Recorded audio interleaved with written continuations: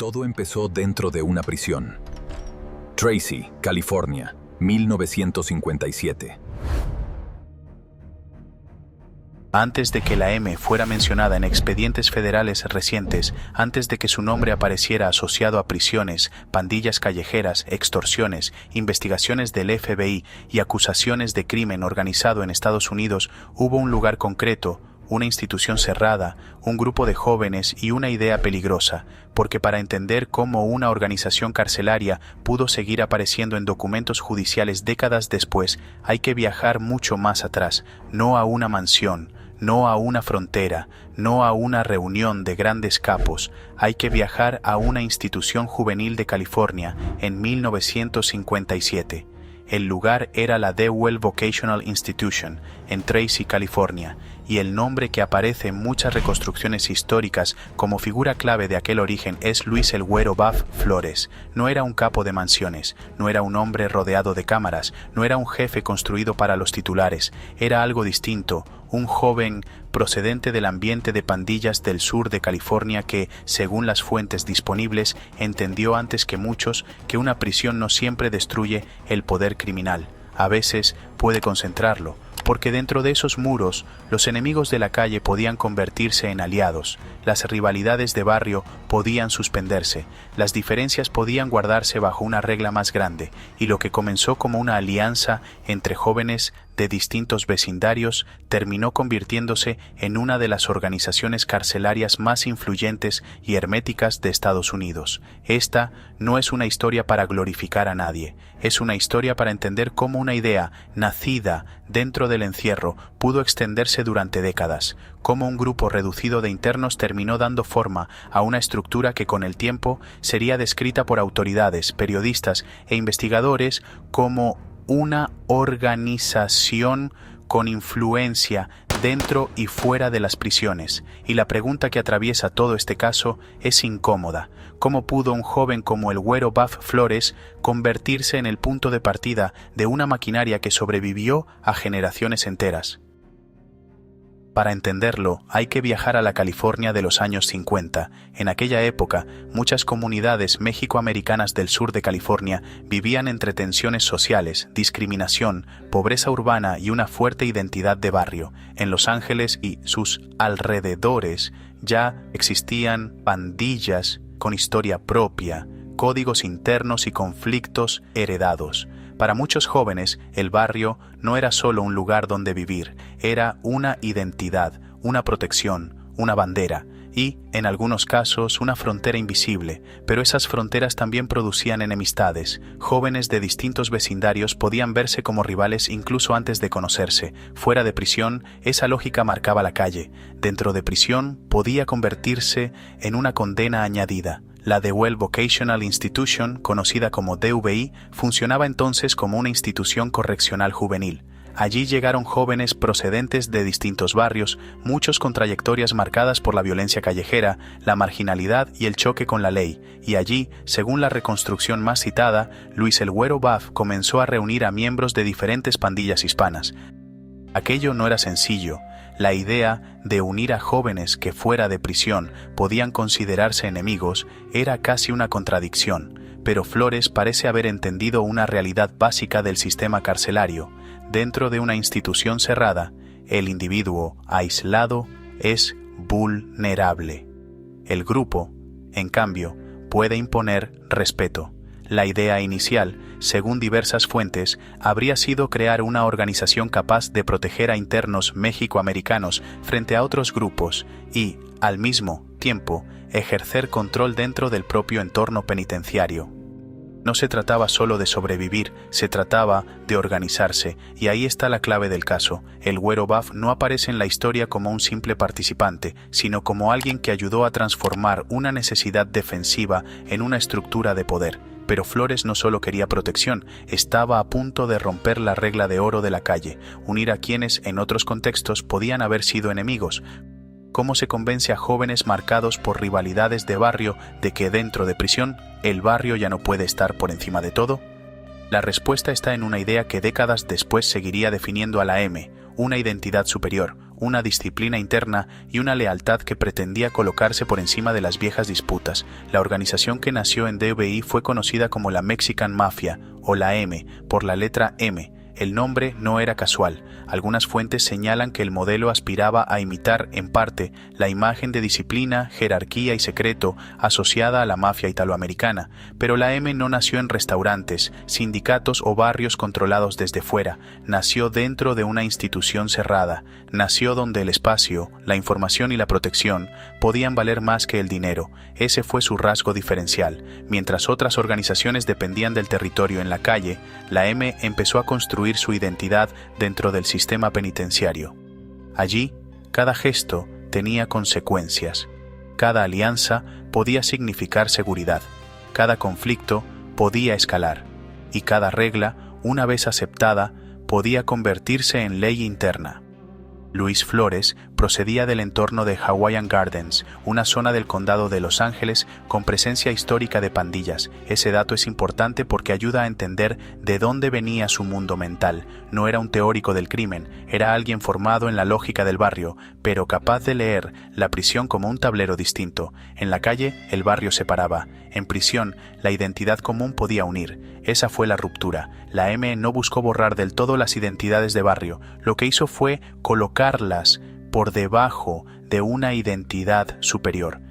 Si en la calle un joven podía pertenecer a una pandilla concreta, dentro de la organización debía responder a una estructura más grande. Ese principio fue decisivo, porque permitió que miembros de distintos vecindarios actuaran bajo una misma bandera. Con el tiempo, esa lógica sería resumida de forma sencilla. Las disputas de la calle quedaban atrás cuando se entraba en el mundo de la M.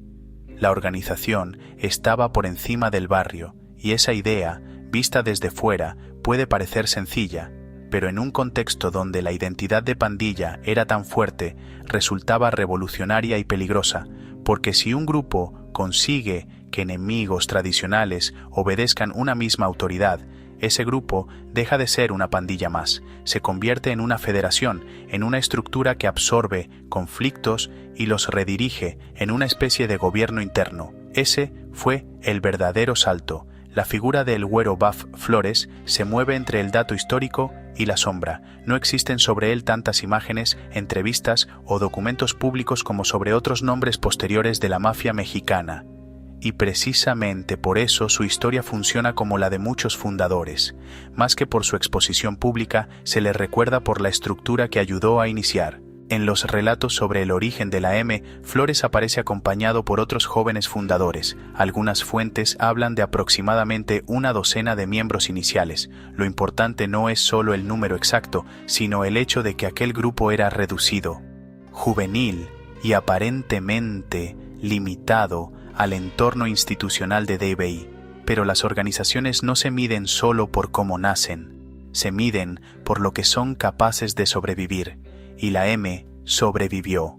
A medida que sus miembros fueron trasladados, liberados o enviados a otras instituciones, la idea empezó a moverse con ellos. Lo que había nacido en una instalación concreta empezó a adquirir presencia en otros espacios del sistema penitenciario de California.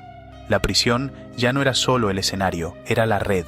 Lo que las autoridades de la época quizá no previeron es que mover a esos jóvenes de un lugar a otro no siempre debilitaba la idea. En algunos casos podía hacer lo contrario, podía llevarla a nuevas instituciones, podía ponerla en contacto con nuevos internos, podía convertir una alianza localizada en una cultura carcelaria más amplia. Y ahí aparece uno de los grandes errores históricos de muchos sistemas penitenciarios. Pensar que separar cuerpos siempre rompe estructuras. A veces, si la idea ya es fuerte, los traslados no la destruyen, la dispersan. En los años siguientes, nombres como Rodolfo Cheyenne Cadena y Joe Peg Leg Morgan adquirirían relevancia en la evolución de la M, pero el güero Buff Flores queda asociado al acto fundacional, el momento en que una alianza de jóvenes encerrados comenzó a convertirse en una organización con reglas, identidad y ambición. Y aquí hay que entender algo esencial. La M no se consolidó únicamente por la fuerza. La fuerza puede imponer miedo durante un tiempo, pero para durar décadas hace falta algo más: códigos, disciplina, memoria interna y capacidad de adaptación. Ese es el punto más inquietante de esta historia. Lo que empezó como protección terminó convirtiéndose en control. Lo que empezó como unión terminó convirtiéndose en jerarquía. Y lo que empezó dentro de una institución juvenil terminó influyendo en pandillas callejeras, cárceles y comunidades enteras durante generaciones. Si eres de los que no se conforma con una versión superficial y busca entender las raíces del AMPA en profundidad, suscríbete a El AMPA Bruta y activa la campana. Aquí no contamos estas historias para glorificar a nadie. Las analizamos como expedientes, con contexto, con cautela y con respeto por los hechos. Con el paso del tiempo, las autoridades describirían a la M como una organización capaz de ejercer influencia sobre pandillas del sur de California, especialmente sobre estructuras asociadas al mundo sureño. En distintos casos judiciales se ha señalado cómo miembros y asociados actuaban siguiendo órdenes, participaban en redes de extorsión, tráfico de drogas, juegos ilegales y otros delitos. Las acusaciones modernas muestran que décadas después de su origen el modelo seguía teniendo capacidad operativa. Y esto nos devuelve a El Güero Buff, porque la importancia histórica de Flores no está en cada detalle de su vida personal, sino en la idea que ayudó a poner en marcha, una idea sencilla y brutal. Si la prisión concentra a jóvenes con experiencia de calle, si esos jóvenes dejan de pelear entre sí y si aceptan una autoridad común, entonces la prisión puede convertirse en una escuela de organización criminal. Ese fue el verdadero legado, no una fortuna visible, no una imagen icónica, no una biografía llena de entrevistas, sino una estructura. La pregunta es, ¿por qué esa estructura funcionó? Primero, porque ofrecía identidad. En un sistema carcelario marcado por tensiones raciales y territoriales, pertenecer a una organización podía significar protección. Para muchos internos, estar solo era una debilidad, pero pertenecer a un grupo era una forma de sobrevivir. Segundo, porque imponía reglas. Las reglas, incluso dentro de una organización criminal, generan previsibilidad. Quien sabía cómo funcionaba la estructura sabía también qué podía esperar. Eso reducía la incertidumbre y aumentaba el control. Tercero, porque conectaba prisión y calle. Con el tiempo, la M no se limitó al interior de los centros penitenciarios. Su influencia se proyectó hacia pandillas de la calle. Esa conexión convirtió a la organización en algo más complejo que una pandilla carcelaria tradicional. Y cuarto, porque se basaba en el secreto. La M desarrolló una reputación de hermetismo. El silencio no era un detalle, era parte del poder. Cuanto menos se sabía desde fuera, más difícil resultaba desarticular desde dentro. Ese patrón se repite una y otra vez en la historia del crimen organizado. Las organizaciones más duraderas no siempre son las más visibles, muchas veces son las que mejor administran su discreción. El Güero Buff Flores no tuvo la fama mediática de otros nombres posteriores, pero su lugar en la historia de la M es precisamente ese, el de una figura de origen, el hombre vinculado al momento en que una alianza juvenil se transformó en una identidad criminal de largo recorrido. La historia posterior de la M es mucho más amplia y mucho más compleja. Incluye conflictos internos, rivalidades con otras organizaciones, la aparición de figuras posteriores, investigaciones policiales, acusaciones federales y una expansión de influencia que llegó mucho más allá de DVI. Pero si se busca el punto inicial, muchas fuentes regresan al mismo lugar: Tracy, California, 1957, The Well Vocational Institution, un grupo de jóvenes, y Luis El Güero Buff como uno de los nombres centrales de aquel nacimiento. Lo inquietante es que, en ese momento, probablemente nadie podía medir el alcance de lo que estaba ocurriendo. Para las autoridades de la época, podían ser solo jóvenes problemáticos dentro de una institución correccional. Para otros internos podía ser una alianza más en un ambiente hostil, pero con el tiempo, esa alianza se convertiría en una de las estructuras más conocidas del crimen carcelario estadounidense, y ahí aparece una lección dura. muchas organizaciones no nacen grandes, nacen pequeñas, invisibles, subestimadas, nacen en lugares donde casi nadie está mirando con atención, y cuando el sistema se da cuenta, ya no está frente a un grupo improvisado, sino frente a una cultura interna, una marca, una red y una forma de obediencia. La M fue eso, una marca de poder dentro del encierro, pero también fue el reflejo de un fracaso más profundo, porque ninguna organización de este tipo crece en el vacío, crece donde hay abandono, violencia, segregación, desigualdad, prisiones saturadas, jóvenes sin horizonte y sistemas incapaces de cortar las dinámicas que dicen combatir. La historia de El Güero Buff Flores no puede entenderse solo como la historia de un fundador. También es la historia de un entorno que permitió que una organización nacida entre adolescentes encerrados se convirtiera en un fenómeno de décadas. Ese punto es fundamental para no caer en la mitificación. No estamos ante una leyenda que deba celebrarse, estamos ante un caso que debe estudiarse, porque detrás de cada estructura criminal duradera hay preguntas incómodas. ¿Qué falló antes? ¿Qué estaba ocurriendo en esos barrios? ¿Qué dinámicas existían dentro de las prisiones? ¿Por qué una organización basada en miedo y control pudo resultar más atractiva para algunos jóvenes que las instituciones legítimas? La respuesta no es simple, pero el origen de la M obliga a mirar más allá del individuo. El Güero Buff Flores fue una figura clave, sí, pero su historia importa porque revela algo mayor, el momento en que el encierro dejó de ser solo castigo y se convirtió en punto de organización. Esa es la paradoja más oscura de esta historia. La prisión estaba pensada para contener el delito, pero en algunos casos terminó conectando a personas, acelerando alianzas y creando jerarquías que luego serían mucho más difíciles de romper. Y cuando una estructura así se consolida, ya no depende solo de su fundador. Puede sobrevivirle, puede cambiar de líderes, puede adaptarse a nuevas generaciones, puede incluso modificar sus métodos sin abandonar su esencia. Eso fue lo que ocurrió con la M. Con el paso de las décadas, las investigaciones federales y estatales seguirían describiendo a la Mexican Mafia como una organización con capacidad para influir en actividades criminales desde dentro de prisión hacia la calle. Y lo más inquietante es que ese patrón no pertenece solo al pasado. En comunicados y acusaciones federales recientes, el nombre de la M sigue apareciendo vinculado a investigaciones por crimen organizado, extorsión, tráfico de drogas y control sobre estructuras asociadas. Eso no significa que cada persona vinculada históricamente tenga responsabilidad sobre hechos posteriores, pero sí muestra la larga sombra de la estructura, y esa sombra empezó mucho antes de los grandes titulares. Empezó con una idea dentro de DVI, una idea que puede resumirse así: dividirse era perder, unirse era mandar. Para muchos, el Güero Buff representa ese instante fundacional, el momento en que jóvenes de barrios distintos dejaron de ser solo internos aislados y que comenzaron a verse como parte de una entidad superior, una entidad que con los años sería conocida, temida y perseguida. Pero su figura también plantea un problema para el documentalista. Hay límites. No todo está documentado con claridad. No todo puede afirmarse con certeza absoluta.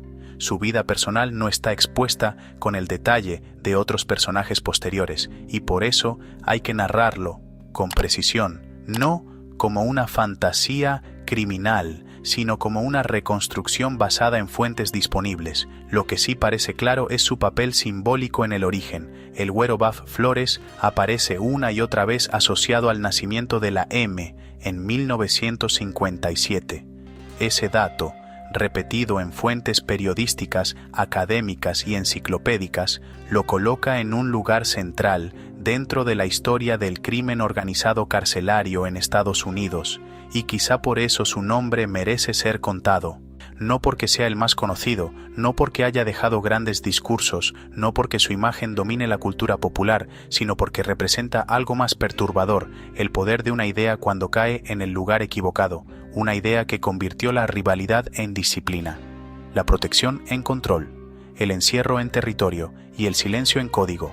Hoy, el nombre de El Güero Buff Flores parece haber sido tragado por el tiempo frente a figuras más mediáticas, pero cuando se observan los expedientes recientes, las investigaciones federales y la persistencia del modelo carcelario, aparece un patrón que nos devuelve directamente a Tracy, California, en 1957.